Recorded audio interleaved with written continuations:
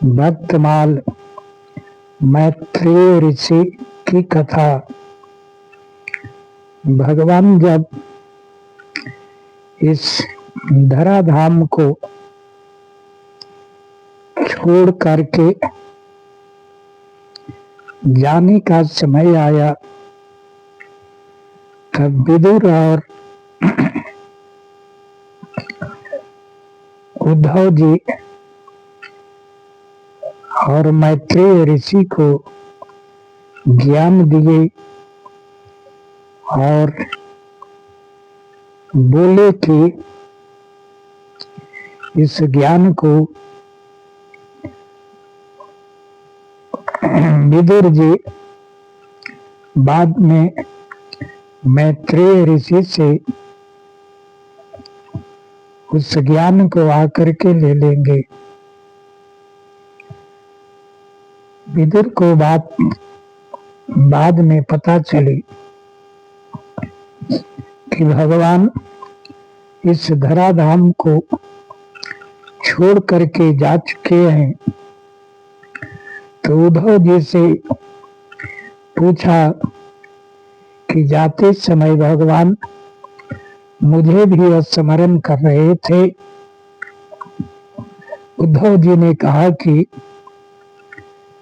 हम और मैत्रेय ऋषि दोनों साथ में बैठे हुए थे और भगवान उपदेश दे रहे थे। आपको भगवान बहुत याद कर रहे थे और बोले कि मैत्रेय ऋषि जब विदुर जी आएंगे तब मैंने जो उपदेश दिया है उसे आप विदुर जी को दे देना। बाद में विदुर जी मैत्रेय ऋषि के पास जाते हैं और उनसे संवाद करते हैं। मैत्रेय जी ब्राह्मण थे, ज्ञानी थे, विदुर दासी पुत्र थे, लेकिन जब विदुर जी मैत्रेय ऋषि के पास गए तो मैत्रेय ऋषि ने खुद उनका स्वागत किया, बैठने का आसन दिया और भगवान ने जो उपदेश दिया था उन उपदेशों को भी दिया। विदुर जी ने पूछा किस दुनिया को भगवान क्यों बनाते हैं, और यदि दुनिया बनाए ही हैं तो इस दुनिया में इतनी विषमता क्यों है। कोई बहुत धनी है, कोई बहुत गरीब है, कोई लंबा है, कोई नाटा है, कोई मोटा है, कोई छोटा है। किसी को खाने के लिए सोचना पड़ता है कि मैं क्या क्या खाऊं, और किसी को सोचना पड़ता है मैं क्या खाऊं। इस प्रकार से अनेक प्रश्न करते हैं कि भगवान पहले राक्षसों को उत्पन्न करते हैं,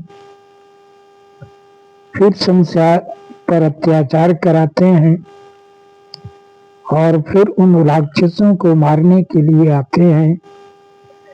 ये सब नाटक क्यों करते हैं। मैत्रेय जी ने कहा कि ये सभी प्रश्न आपके नहीं हो सकते, क्योंकि आप ज्ञानी हैं। इसी बहाने आने वाले मनुष्यों का शंका समाधान हो जाए, इसीलिए आप प्रश्न कर रहे हैं। तो भगवान यहाँ विप्रधेन सुरसंत हित लिन्ह मनुज अवतार, भगवान केवल राक्षसों को मारने के लिए नहीं आते, अपने चरित्र से मनुष्यों को शिक्षा देने के लिए आते हैं। भक्तों पर, संतों पर, गुरु ब्राह्मण पर कृपा करने आते हैं। इस प्रकार से मैत्रेय ऋषि का शंका समाधान करते हैं और कहते हैं कि हे मैत्रेय, भगवान स्वतंत्र हैं, उनका जो है सृष्टि को बना करके किसी को सुख या दुख देने का कोई विचार नहीं है, क्योंकि आदमी स्वतंत्र है कर्म करने के लिए। जैसे बल्ब जल रहा हो